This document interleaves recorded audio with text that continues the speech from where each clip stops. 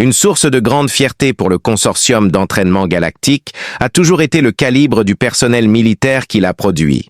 Une étoile à neutrons de paperasse bureaucratique entourait leur immense académie de Centauri Prime, qui comprenait des chambres d'entraînement holographiques de pointe et des simulations tactiques améliorées par la technologie quantique.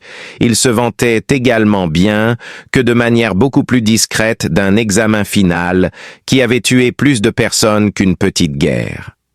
Dans les jungles denses de Kepler 442b, il y avait un endroit qui avait acquis la réputation de nid du prédateur dans les couloirs silencieux de l'Académie. Dans cette terre de crépuscule éternel, où la lumière de 2 soleils n'était jamais assez vive pour percer la forêt épaisse, vivaient les landes d'ombre. Environ 4 millions d'années s'étaient écoulées depuis que ces organismes modèles évolutifs avaient maîtrisé pour la première fois la capacité de transformer de jeunes femmes naïves en amendements organiques pour les forêts. Avec leurs dents impressionnantes qui pouvaient briser l'acier au tungstène et leur intelligence de meute, les Shadow Moors étaient pratiquement invisibles lorsqu'ils étaient complètement déployés, mesurant environ 3 mètres à l'épaule. Après avoir étudié leurs habitudes de chasse en profondeur, les xénobiologistes terminaient toujours leurs études par une sorte de « à éviter à tout prix ». Qu'est-ce qui se passe, mec? Pourquoi y mettre les pieds? Comme on peut s'y attendre de la part d'une académie, la logique bureaucratique, derrière la sélection de Kepler 442b, comme lieu du test final, était irréprochable. Quand un parent inquiet demanda au directeur de la 3e division administrative, Vexalan, si un officier ne peut pas survivre à une simple mission de récupération contre une faune indigène modérément agressive, comment pouvons-nous espérer qu'il commande un vaisseau spatial? Les registres officiels montraient que le taux d'échec de 73% des cadets était dans les limites acceptables pour une formation militaire avancée. Devant lui se tenait le lieutenant-commandant Tobias Brick Hendricks. Tout en observant un nouveau groupe d'étudiants en statistique se crisper sur leurs chaises dans la salle de briefing de l'académie. Rix, à 42 ans, avait d'une manière ou d'une autre survécu au service militaire assez longtemps pour être désigné comme observateur pour ce voyage spécifique. Soit la sous-estimation persistante de l'espèce humaine par la galaxie, soit le fait que les humains soient jugés suffisamment jetables pour être envoyés en mission suicide, en dit long sur leur résilience. Rix croyait que les deux étaient vrais. Il y avait une mosaïque intéressante de l'histoire militaire galactique, représentée parmi la classe actuelle de cadets. Au sommet de son programme d'études tactiques, la cadette Zex Marie, une valkyrienne avec une armure exosquelettique naturelle et des avant-bras, a obtenu son diplôme. Tondus, un cadet avec une physiologie Corani remarquable, était assis à côté d'elle et pouvait percevoir la lumière dans 17 spectres distincts à la fois. Il y avait 6 autres espèces représentées dans l'équipe, et elles apportaient toutes quelque chose de spécial en termes d'évolution et du genre d'arrogance que l'Académie leur avait enseigné. Avec une curiosité experte, Rix vit que ce qu'ils possédaient tous était l'odeur distincte d'une peur à peine réprimée, dissimulée par l'arrogance. Une odeur désagréable lui rappela ses débuts dans l'armée quand il avait été exposé à beaucoup plus d'alcool et à beaucoup moins de tentacules. Un Zanturion particulièrement hautain nommé Velana a allumé le spectacle holographique avec un air de supériorité qui aurait impressionné les visiteurs de lieux moins prestigieux. Sa race avait depuis longtemps dépassé la nécessité de la modestie. Dans toute sa splendeur hostile, la forêt tropicale de la taille d'un continent était montrée sur la carte 3D en rotation lente de Kepler 442b. Velana commença en disant « Cadet », sa voix sonnant comme celle de quelqu'un qui n'avait jamais été dans quelque chose de plus périlleux qu'une réunion de comité particulièrement animée grâce à sa matrice de traduction.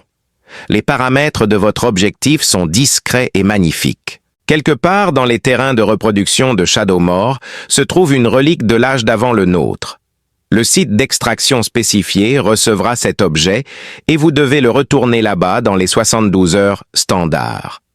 Une zone de forêt tropicale dense était ciblée par l'hologramme au point que la canopée semblait être un toit vert solide. Environ 90% de la zone opérationnelle était marquée de marques rouges, indiquant le territoire connu de Shadowmoor. Le point bleu qui représentait leur objectif se trouvait en plein milieu de la zone de létalité maximale que les analystes tactiques avaient si joyeusement désignée. Votre équipement comprend des fusils à plasma standard, des rations d'urgence pour 96 heures, des générateurs de boucliers portables et des combinaisons environnementales complètes, ajouta Beltana en pointant un étalage d'armes militaires brillantes. De plus, vous pouvez être certain que le commandement sera toujours informé de votre position car chaque membre de l'escouade est équipé d'une balise d'urgence capable de communiquer en utilisant l'intrication quantique. Rix réprima un bâillement. Il avait déjà assisté à l'opération de ces lumières. Tout allait à merveille jusqu'à ce qu'un habitant au croc plus grand que votre crâne décide de partager sa vision créative en répandant votre composition moléculaire sur quelques kilomètres carrés de paysage. L'assurance avec laquelle Vellana posait la question trahissait sa connaissance que sa propre survie ne dépendait pas des réponses. Avec l'une de ses 4 mains, le cadet Zmari leva la sienne. Les morts de l'ombre chassent en groupe coordonné avec des estimations d'intelligence proches des niveaux de conscience selon les briefings tactiques, monsieur. Une discussion avec cette espèce a-t-elle déjà abouti à un résultat positif ? Les pourparlers continua Beltana, ses mâchoires claquant, dans une sorte de divertissement commun parmi son peuple, mènent rarement à un accord lorsqu'il s'agit d'êtres dont l'idée de la diplomatie est de découvrir quelle partie de vous ils préfèrent. Il y a des prédateurs suprêmes parmi les morts de l'ombre cadet, il n'y aura pas de négociation. Pour leur propre survie, ils se débarrassent de tout ce qui se trouve sur leur chemin. La main du cadet Morak s'éleva également. Son peuple s'était adapté à partir d'herbivores, mais malheureusement il manifestait encore une peur terrible de tout ce qui avait une tendance prédatrice. Directeur, la stratégie militaire conventionnelle n'a manifestement pas fonctionné contre ces monstres, selon les témoignages des victimes des expéditions précédentes. Si cette mission devait subir des changements tactiques, quels seraient-ils ?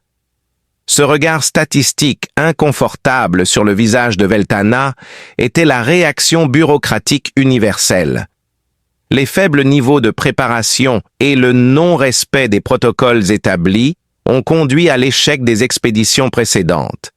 Développés pour des contacts xénobiologiques hostiles, ces concepts tactiques actuels ont été utilisés dans la planification de cette opération. Ayez confiance en ce que vous avez appris, soldats. Les procédures de l'institution ont été affinées au cours de nombreux siècles prospères. Le moment semblait parfait pour que Rix ajoute quelque chose à la discussion, alors il le fit. Respectueusement, directeur, combien de ces siècles ont été occupés par des opérations contre les morts de l'ombre? Le silence qui a suivi aurait pu être mis en bouteille et vendu comme un scellant à vide. Rix était l'objet du regard à plusieurs yeux de Velitana, qui correspondait à celui qu'on aurait en trouvant quelque chose de dégoûtant sur ses chaussures.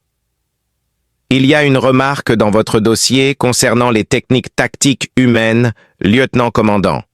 Le consortium d'entraînement galactique a développé des protocoles auxquels cette expédition se conformera. Votre fonction se limite à la simple observation. Je comprends, monsieur. La prononciation de Hendrik était suffisamment polie pour éviter une note disciplinaire, tout en exprimant son désenchantement total envers l'ensemble du projet. Quelqu'un avec un sens de l'ironie stupéfiant ou un manque total de créativité a appelé le vaisseau de transport vainqueur inévitable, autour de Kepler 442b, alors que le vaisseau descendait de l'hyperespace Rix, se sentait penché vers la première option. Les teintes reconnaissables d'un monde qui avait passé des âges géologiques à maîtriser l'art d'assassiner les visiteurs étaient représentées sur Kepler 442b par les écrans tactiques du vaisseau. avec des niveaux d'humidité qui feraient ne passer un marais tropical pour des vacances dans le désert, la température moyenne de la surface de la troisième planète était de 38 degrés C. Bien que la plupart des espèces de la galaxie restaient conscientes tout au long de la digestion, environ la moitié des espèces sentientes connues avaient des hallucinations en raison de niveaux infimes de diverses substances dans la composition atmosphérique. Il avait fallu des jours à la cadette Zmari, l'épreuve de l'étude diligente, pour le test le plus important de sa vie, qui d'un point de vue technique prenait en compte à la fois la réussite académique et la survie, alors qu'elle étudiait des manuels tactiques et des spécifications d'armes. Alors qu'elle se préparait, ses trois camarades de section faisaient de même qu'analysant leur énergie inquiète dans tout de la méditation à des régimes de toilettage à l'apparence agressive. Pendant le voyage, Rix avait apporté des ajustements à l'équipement qui, selon leur succès, auraient pu être considérés comme brillants ou passibles de cours martial par l'Académie. Il avait ajouté un certain nombre d'accessoires illégaux à son arme à plasma, comme ce qui ressemblait à un scanner médical d'urgence modifié et une invention qu'il avait construite à partir de pièces détachées dont il refusait de divulguer l'utilisation à ses camarades en colère. Au dernier moment, avant qu'il ne touche le sol de la planète, le lieutenant-commandant cadet Tronis osa prendre un risque. Rhys vérifia la cellule énergétique de son arme tout en réfléchissant à la question « Votre expérience de combat inclut des rencontres hostiles avec des xénobiologiques. Avez-vous des conseils pratiques pour les opérations en jungle contre des prédateurs suprêmes? Rappelez-vous, cadet, que ce que vous avez appris à l'Académie sur la manière dont la technologie moderne peut vous offrir une supériorité tactique est tout à fait vrai. C'est jusqu'à ce que vous rencontriez un organisme qui a développé des mécanismes sophistiqués dans le but exprès d'éliminer d'autres organismes. Rix, qui avait entendu de tels bruits juste avant d'autres catastrophes notables dans sa carrière, était le seul à ne pas se sentir rassuré par la succession de bruits mécaniques des systèmes d'entrée atmosphérique de la navette d'atterrissage. À travers les hublots, la surface de la planète s'élançait vers eux, révélant une beauté verdoyante qui était attrayante dans les publicités et pour les touristes mais mortelle dans les évaluations stratégiques. La forêt tropicale sur Kepler 442b continuait indéfiniment une canopée continue de plantes qui étaient là depuis des millions d'années, sans aucune interférence humaine. Alors qu'il s'élevait à des hauteurs qui réduisaient les séquoias à l'état de plantes d'intérieur, les troncs des arbres disparaissaient dans le crépuscule éternel du sol forestier. Créant un environnement secondaire, les arbres énormes étaient reliés par des câbles de vaisseau spatial et couverts de vignes denses, des milliers de pieds dans les airs.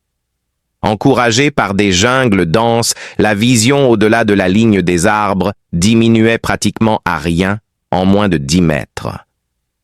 La zone d'atterrissage prévue était située dans une clairière qui était juste assez grande pour leur navette.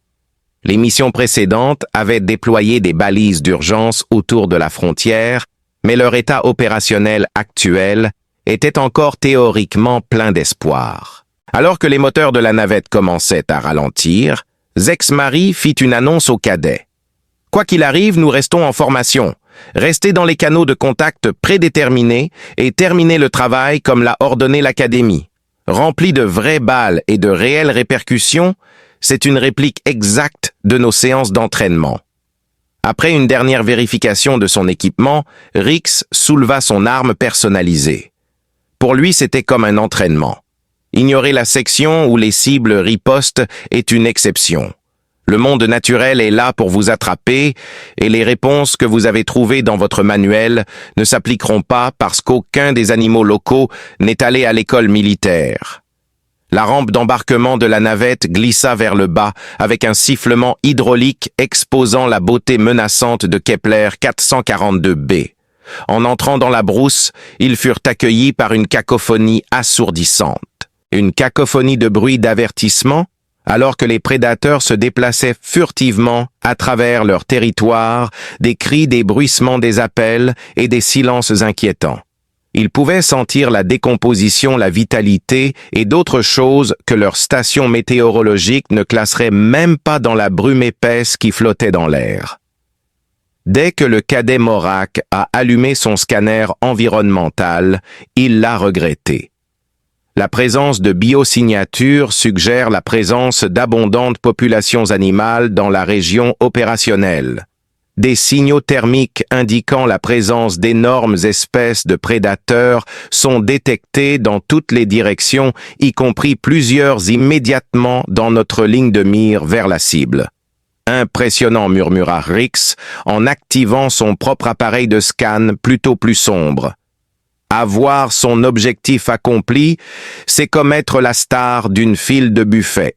La formation de l'escouade était conforme aux normes de l'Académie avec Zex-Mari servant de meneur et Tronis et Morak fournissant un soutien défensif à l'observateur humain. Avec la précision assurée de combattants qui n'avaient jamais fait face à un défi pour lequel leur entraînement ne les avait pas préparés, ils s'enfoncèrent dans la brousse. Près d'une demi-heure après le début de leur marche, Thrones se figea et leva la main en signe militaire universel, indiquant que les choses allaient mal tourner, le premier indicateur que leur préparation pourrait ne pas avoir été suffisante. À voix basse, il communiqua avec eux via leur système de communication. À environ 50 mètres devant vous, il y a une grande signature thermique. Le schéma de comportement indique une posture de traque prédatrice. Dès réception de l'ordre de prendre des positions défensives, Zex-Mari n'a pas perdu de temps pour déployer l'unité conformément aux procédures établies. Nous avons mobilisé nos défenses, sorti nos boucliers et orienté nos systèmes de balayage pour localiser la source du danger. Leur entraînement les avait préparés à toutes les éventualités, ils étaient donc totalement impréparés à ce qui allait se produire ensuite. Une créature avec une tendance évolutive à chasser des choses glissait avec l'élégance fluide d'humour de l'ombre alors qu'elle émergeait de la forêt, semblable à eux. À moins qu'il ne veuille se montrer, son camouflage inné le rendait pratiquement indétectable. L'impact était semblable à un cauchemar qui se met à avoir des dents et à s'intéresser à votre survie lorsqu'il se produit enfin. Mesurant environ 4 mètres de haut à sa hauteur maximale, la bête avait le physique d'un prédateur indompté et l'intellect indéniable qui transparaissait à travers ses nombreux yeux.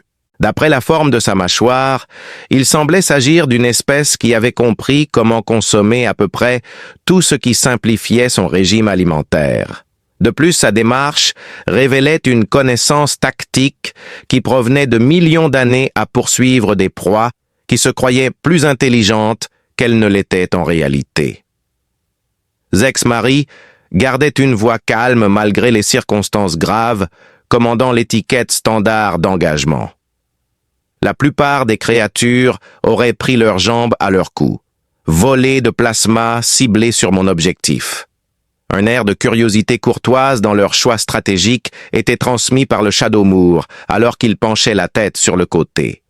Ensuite, il a prouvé, en allant à l'encontre de la plupart des idées sur le comportement des prédateurs et de plusieurs concepts physiques de base, pourquoi les expéditions précédentes avaient réussi à atteindre un taux de mortalité de 73%. Une division triangulaire s'est produite à l'intérieur. Un seul mort de l'ombre s'est multiplié en 3 morts à l'image miroir qui se déplaçaient en parfaite harmonie comme des abeilles dans une ruche. De tous les scénarios discutés dans la théorie tactique de l'Académie, celui où l'ennemi se multiplie lorsqu'il est menacé avait été omis d'une manière ou d'une autre. Avec le professionnalisme calme qui convient à quelqu'un dont la vision du monde est en pleine transformation rapide, Tronis a documenté la réaction biologique adaptative. L'organisme semble avoir la capacité de diviser ses cellules lorsqu'il est soumis à une pression. Ces 3 choses fonctionnent ensemble, mais elles sont séparées. Le signal de tir fut donné par Zex-Mari et dans une démonstration de puissance de feu concentrée, 6 armes à plasma se déclenchèrent en même temps, détruisant toute cible biologique qui se trouvait sur leur chemin. Au lieu de se précipiter ou de paniquer, les Shadowmoor abordèrent leur travail avec le soin méthodique des experts. Comme l'eau coule autour des pierres, ils allaient et venaient autour des éclairs de plasma. La façon dont ils se déplaçaient donnait l'impression qu'éviter les balles d'une arme de qualité militaire était aussi difficile que d'éviter une pluie modérée. Leur propre démonstration tactique a suivi. Pulvex est le premier cadet à périr. Son espèce possède une armure naturelle qui peut repousser les armes à énergie et les missiles cinétiques. En l'atteignant, le Moor de l'ombre a montré que l'évolution les avait dotés de griffes capables de détecter de minuscules trous entre les plaques d'armure, une caractéristique que les concepteurs d'armure n'avaient jamais envisagée. Ils ont donc complètement ignoré l'armure. Deuxième victime, la cadette Nextara, qui essayait d'incapaciter l'un des monstres en utilisant les pouvoirs télékinétiques inhérents à son espèce. En réponse à son attaque psychologique, la Shadowmoor a défié de nombreuses règles établies de manipulation psychique et la plupart des présomptions concernant la compatibilité mentale des autres espèces en invoquant ses propres compétences. Alors que le troisième cadet tombait, Rix en avait vu assez pour faire une évaluation calculée de leur situation tactique actuelle. « Ça ne se passe pas bien », dit-il à personne en particulier, puis il continua à montrer pourquoi, selon qui vous demandiez, les humains étaient soit réputés pour leur incroyable intelligence, soit pour leur étonnante stupidité lorsqu'il s'agissait de résoudre des problèmes. Rix a choisi de diffuser ce qui semblait être une transmission audio à basse fréquence autour de la forêt au lieu d'attaquer directement les marais des ombres. Il a fait cela en activant l'une de ses améliorations d'équipement. Une influence instantanée et puissante fut ressentie par les animaux. Leur visage trahissait un mélange incompréhensible de perplexité alors qu'ils arrêtaient leur assaut et tournaient leur attention vers lui. « Commandant, que faites-vous » cria Zmari alors qu'ils luttaient pour maintenir des positions défensives autour de leur unité en déclin. À quoi Rix répondit « J'improvise », tout en étudiant les réponses de Shadowmoor et en ajustant la fréquence de diffusion. Le fait que ces créatures chassent en meute nécessite une communication, ce qui implique à son tour qu'elles sont capables de se confondre et de se distraire les unes les autres. « Intéressant », murmura-t-il en étudiant les données. « Nous ne sommes pas sur leur terrain de chasse. Les Shadowmoors semblaient être engagés dans une dispute animée entre eux, détournant leur attention de la tâche immédiate de transformer les cadets en engrais pour la jungle. » Rix profita de cette pause pour effectuer une analyse plus approfondie de leur environnement, son scanner modifié, révélant des détails que l'équipement de l'Académie avait inexplicablement négligés. Nous sommes arrivés à leur nurserie et cette connaissance a clarifié un certain nombre de choses sur le comportement de la créature, y compris pourquoi elle avait choisi d'effrayer l'escouade plutôt que de les tuer directement. Les landes sombres, semblait-il, étaient à la fois des parents et des prédateurs de premier ordre. « Regardez les gars, il y a des petits juste ici !» informa Rhys le reste du groupe. « Quelles adorables petites créatures! Nous ne sommes pas des proies pour les adultes, ils protègent plutôt leurs petits. Y a-t-il un moyen que cela puisse impacter notre stratégie actuelle? Que fais-tu » demanda Morak en maintenant son viseur sur les monstres momentanément désengagés. Morak demanda maintenant son viseur sur les monstres momentanément désengagés. « Cela ne change rien, » dit Rix, à l'exception que les parents surprotecteurs sont bien plus dangereux et motivés que le prédateur moyen. La jungle qui les entourait éclata de sons alors que d'autres Shadowmoors répondaient à un signal quelconque que les trois premiers avaient envoyé, comme si son observation les avait appelés. Des signatures thermiques commençaient à apparaître partout, se précipitant vers leur emplacement avec une précision qui aurait impressionné les stratèges militaires s'ils n'étaient pas occupés à essayer de rester en vie eux-mêmes. La coordination du groupe de créatures commençait à se montrer. « Retournez à vos rôles de soutien », ordonna Zmari. Malgré cela, il y a moins de 3 minutes, leurs positions secondaires ont été attaquées par des créatures qui semblaient avoir appris leur stratégie par cœur. Les cadets survivants ont essayé d'appliquer ce qu'ils avaient appris à l'entraînement, mais la jungle leur montrait clairement que leur préparation était inadéquate pour ce qui se passait. Dans l'air humide, les armes qui fonctionnaient parfaitement dans des conditions sèches se sont cassées. La protection des boucliers déviant les armes à énergie était insuffisante face à des griffes qui semblaient fonctionner selon des principes que la recherche de l'Académie n'avait pas encore découverts. Les animaux avaient peut-être brouillé leur propre transmission, car leur interférence avec les signaux de l'équipement était si forte. Les restes de l'équipement militaire étaient éparpillés autour du lieutenant-commandant Tobias Endris, alors qu'il se retrouvait seul dans une jungle pleine de prédateurs suprêmes très motivés. Le silence suggérait qu'il était devenu le centre d'attention de plusieurs créatures énormes, intelligentes et irritées qui prenaient son existence continue personnellement. Tout cela s'est produit dans les 20 minutes suivant le premier contact. En plus de cela, il réalisa qu'il n'était pas complètement seul. Le son qui l'avertit de la présence d'autres compagnons était faible, à peine audible au-dessus du bruit ambiant de la jungle, mais certainement organique. Un grondement étouffé qui laissait entendre quelque chose de petit effrayé et bien moins redoutable que les êtres qui venaient de prouver leur domination sur la doctrine militaire galactique.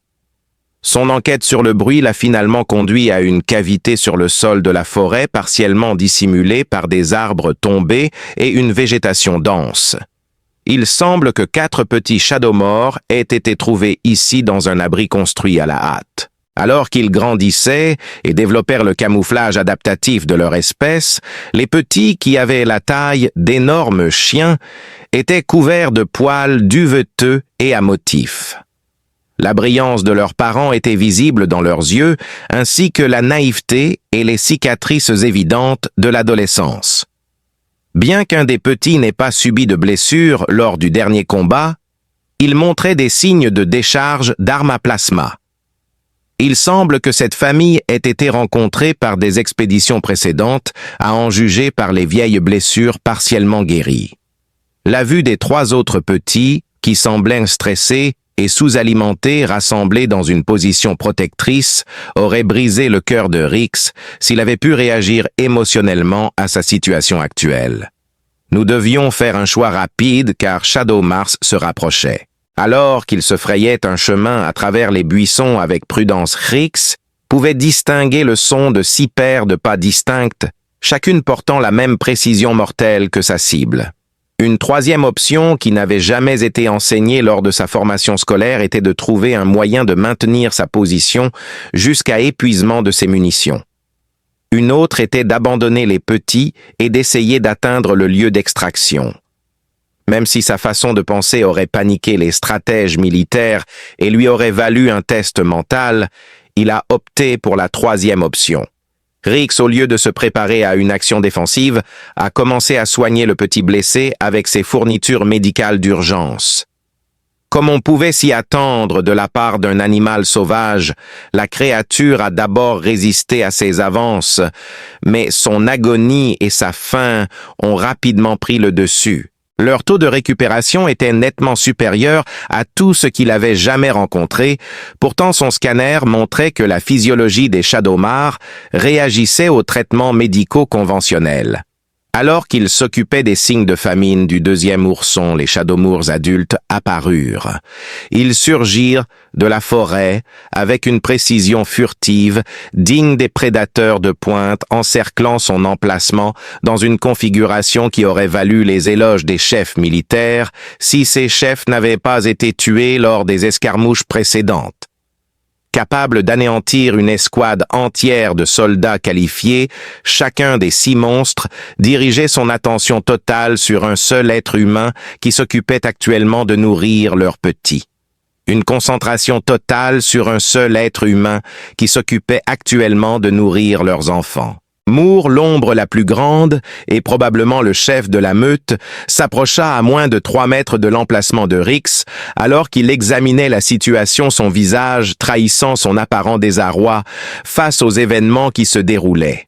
Alors que ses compagnons de meute maintenaient leur position défensive autour de la zone, elle observait avec sa tête énorme inclinée tandis qu'il offrait de la nourriture à un petit qui absorbait joyeusement son attention. Rhys reprit son traitement médical de manière clinique, indifférent au public, mais sa conscience professionnelle de 6 ensembles de dents énormes restait aiguisée. Alors que le petit qu'il soignait se calmait sous ses soins, ses frères et sœurs s'approchèrent discrètement pour en savoir plus sur cet être inhabituel qui semblait offrir de l'aide plutôt que du danger. Tout en s'occupant du petit blessé, il lui dit quelque chose et lui posa des bandages artificiels. « Tes parents doivent ni se demander ce que je fais. Pour être honnête, je n'en suis même pas sûr. » Il était difficile de comprendre ce que le chef de la meute essayait de dire. Cela ressemblait à une question, un avertissement ou même un bulletin météorologique. C'était soit une tentative délibérée de communication, soit un choix de survie monumentalement mauvais de la part de Rhys de lever les yeux de sa pratique médicale et de croiser son regard directement. Il savait qu'elle ne pouvait pas le comprendre, mais il espérait que son ton lui indiquerait que ses petits avaient été blessés lors de missions précédentes. « J'ai l'intention d'aider les gens, pas de leur faire du mal. Aide-moi. » En réponse, Shadowmoor s'avança, se mettant à portée de frappe, tout en montrant ce qui semblait être un intérêt méfiant pour ses actions. Leur position autrefois hostile avait changé en quelque chose de plus proche de la vigilance protectrice, mais son clan était toujours prêt à le tuer au moindre signe.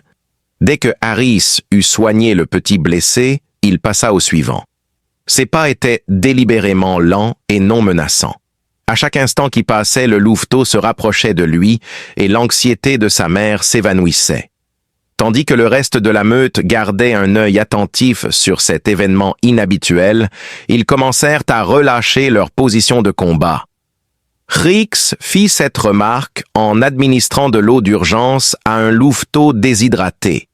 Il semble que quelqu'un ait oublié d'inclure les soins pédiatriques interespèces dans des circonstances dangereuses dans le programme de l'académie.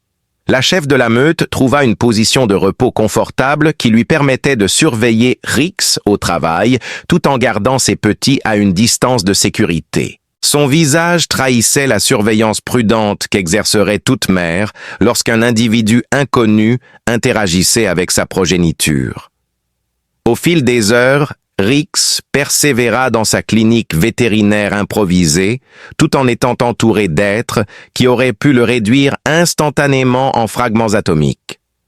L'approbation des parents et la confiance des petits en lui augmentèrent à mesure qu'il s'occupait d'eux. Lorsque l'obscurité descendit sur la forêt, il avait forgé une alliance diplomatique sans précédent, fondée sur le principe ancestral selon lequel quiconque aidait votre progéniture méritait sinon une gratitude immédiate, du moins la chance de rester en vie. Comme 6 prédateurs suprêmes veillaient sur Rhys et jugeaient probablement qu'il ne représentait pas une menace pour leur famille, la nuit se passa sans problème. Ils dormaient à tour de rôle pour pouvoir surveiller les petits pendant que leurs parents étaient en patrouille. En supposant que quelqu'un soit resté pour signaler les violations de la politique, l'arrangement aurait enfreint de nombreux protocoles militaires. L'aube apporta avec elle le son lointain des efforts de sauvetage. Le retour prématuré de l'expédition incita l'Académie à envoyer des équipes de récupération qui enquêteraient ensuite sur l'affaire. Les aéroglisseurs militaires effectuaient une surveillance aérienne suivant des schémas de recherche normaux, ce qui les amènerait aux derniers endroits connus de leurs hommes perdus. Rhys pouvait entendre leur sifflement unique. En réponse aux bruits approchants, la chef de meute a agi rapidement et de manière décisive. Avec sa meute prenant des positions protectrices autour des petits, elle s'approcha de Rhys, son visage exprimant plusieurs idées compliquées sur ce qui lui arriverait immédiatement s'il menaçait la protection de sa famille. Alors qu'il se levait prudemment de sa place à côté des petits Andrix, les rassura en leur disant que tout irait bien. Ceux qui cherchent des survivants sont mon peuple. Ils ont besoin de moi pour les accompagner. Soyez assurés, je ne dirai rien sur vous et vos enfants. Cet endroit restera secret, indépendamment de sa compréhension de ces mots ou de sa capacité à interpréter ses intentions. La matriarche de Shadowmoor s'écarta pour le laisser partir. Même s'il ne pourrait jamais y avoir de lien émotionnel entre eux, les petits qu'il avait soignés s'inclinèrent devant lui avec une tristesse évidente lorsqu'il partit, et le regard de leur mère laissait entrevoir une réaction similaire. Rix prit ses outils et s'apprêtait à informer les équipes de secours lorsqu'il s'arrêta pour dire au revoir à la chef de la meute. « Occupe-toi des petits », ordonna-t-il. La réaction de la matriarche fut un bruit qui pouvait signifier accord reconnaissance ou simplement au revoir. Peut-être pourrais-tu déplacer la nurserie pour qu'elle ne soit pas sur les routes d'entraînement militaire. Votre espèce est trop intelligente pour gaspiller des vies à cause de la politique de l'académie. Une fois que Rix eut activé sa balise de détresse et se dirigeait vers le point d'extraction, il laissa derrière lui la consultation médicale la plus particulière de sa carrière et fut récupéré par une équipe de recherche et de sauvetage composée de responsables de l'académie qui avaient manifestement anticipé soit un survivant avec une histoire extraordinaire, soit plus probablement davantage de victimes à inclure dans leur rapport statistique. Le lieutenant-commandant Rix, qui semblait imperturbable face aux expériences traumatisantes habituelles de Shadowmoor, a été aperçu se promenant sereinement dans la jungle avec ce qui semblait être des fournitures médicales. « Lieutenant-commandant !» La voix du directeur Vellana crépitait à travers le système de communication demandant un rapport sur l'état de l'escouade. Rix a répondu d'une manière factuelle, déclarant que des pertes routinières avaient été signalées.